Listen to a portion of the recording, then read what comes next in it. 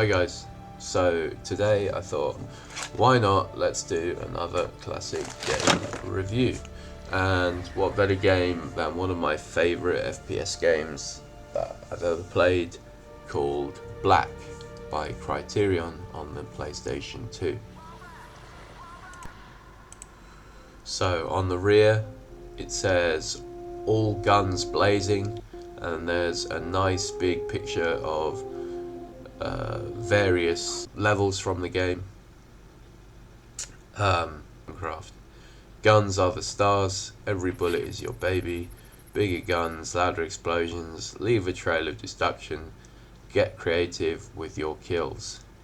So the game is actually developed by Criterion, who also developed the Burnout series. Okay, so unfortunately this game is only one player. As the rear kind of shows on the American version, that it could have been 4-player split screen, and I'm sure if the developers had more time, they probably would have made it 4-player split screen. A bit like the Burnout series, this game was designed to have crowd-pleasing visuals and sound effects, and just all-round kind of large, shiny arcade experience. And I think, as I mentioned, I'm not gonna say it's bad. It's one of my favorite FPS games, and I think it succeeds very well. I think small touches make the difference. I think a lot of the PlayStation 2 FPS games suffer from weak graphics compared to later games. The Black has quite simple graphics. They haven't tried too hard. The player model of the enemy, the AI models, 3D models are just very simple. They're usually the same guards with masks over their face, so they haven't had to, develop faces, like different faces. There's a lot of clever ways developers cut corners there. This was done towards the end of the PlayStation 2's lifespan, so they were trying to get it out in a hurry with a limited budget. But I believe that Criterion, and with EA's help, developed a really, really good game here. It definitely has the feel of a PlayStation 3 game more than a PlayStation 2, although the visuals do look dated compared to most PlayStation 3 games. You can tell that this is a limited power game. Very important in FPS games as well is the visual satisfaction.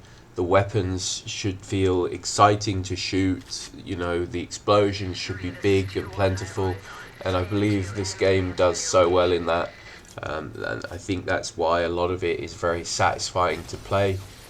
You've got explosives, you've got the old China Lake, you've got the RPGs, you've got the grenades, and the explosions are big and blow up scenery. This is another thing that makes this game very good, is that, like other earlier games that did this, like the Red Faction series, you can actually blow holes through walls.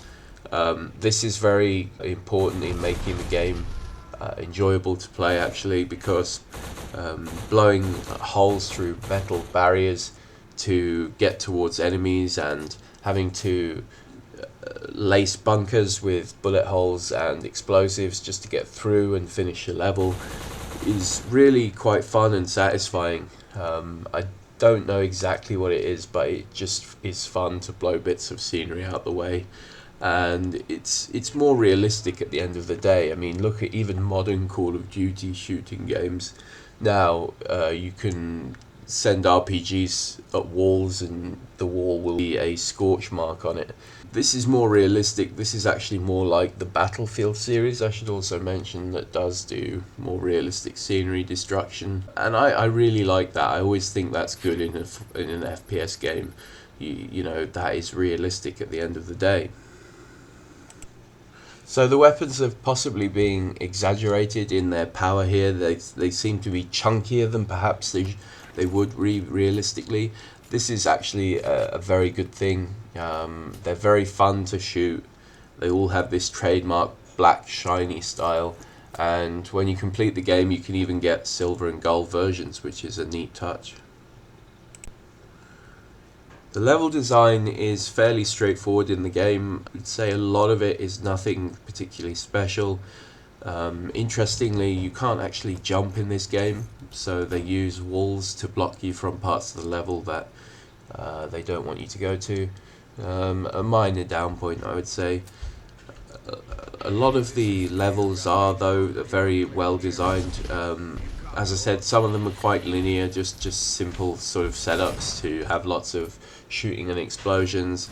But such levels as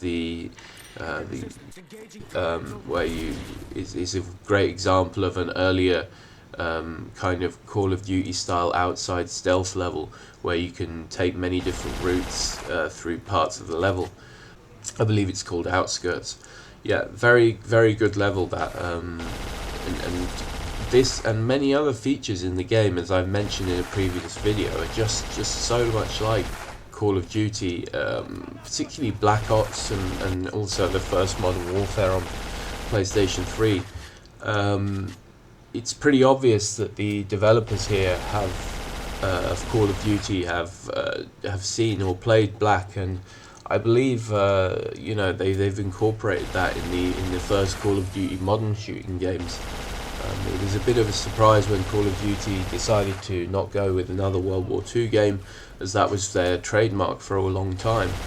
And I honestly think there's just so much in this game that just feels and looks like the early Call of Duty Modern Warfare games, that they've definitely been inspired by it. And no wonder. I mean, as I said, it's a good game. Another thing I like is the visual effects on the storyline. It gives it a nice weighty feel. High level secret agent stuff, so and so back in in Russia, back in Chernobyl in '86, the Black Falcon, otherwise known as, it's all that kind of stuff, and I do like that. It sets a nice atmosphere for all the shooting. There's a lot of nice little touches to this game. It's been developed very well. One of the things I like is how you hear a telecom sort of system crackle into life, and the goons are being given instructions via loudspeaker just as you set off into the level. Little things like that are always good in games, and it shows that the developers actually put a bit of effort and love into it. One thing that often makes a bad game is if the developers have done it very slapdash. They did have limited time with this one. They were trying to get it out while they would still sell a lot of copies, as the PlayStation 3 was just around the corner. But they've done it properly. There's a lot to love here. So the challenge itself is pretty firm. I mean, you can complete the game on easy, on medium. I would say relatively easy. Medium does require a bit of effort and thought. You're probably going to lose on certain levels. And another thing is the checkpoints in this can be quite few and far between. Certain levels you won't have any checkpoints at all. So you do have to kind of plan and get your head around different routes around the level sometimes to finish it.